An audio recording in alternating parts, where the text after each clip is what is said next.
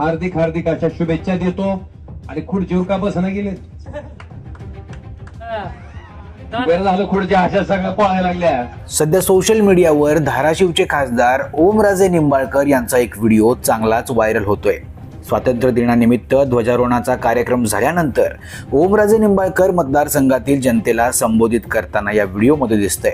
मात्र ओमराजे भाषण करत असताना समोरच्या मैदानात मोठ्या प्रमाणात खुर्च्या रिकाम्या असल्याचं पाहायला मिळतंय.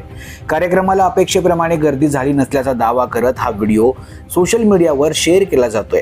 विशेष म्हणजे ओमराजे निंबाळकर यांनी उद्धव ठाकरेंची साथ सोडून शिंदे गटात प्रवेश केल्यानंतर त्यांच्या राजकीय भूमिकेवरून सातत्यानं चर्चा सुरू आहे.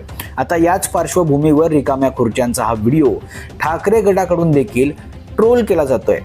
काय दिवस आलेत आपल्यावर, कोण होतास तू, काय झालास तू, अशा आशयाची पोस्ट करत शिवसेना ठाकरे गटाच्या अयोध्या पौर यांनी देखील ओमराजे निंबाळकर यांना डिवचलंय.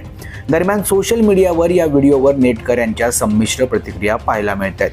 काही जण ओमराजेंवर टीका करतायत तर काही जण व्हिडिओच्या आधारावर राजकीय निष्कर्ष काढण्यावर प्रश्न उपस्थित करतायत.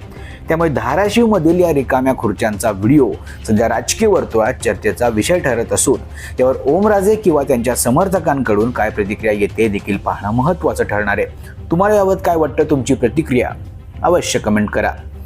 Bureau report, Maharashtra news 24.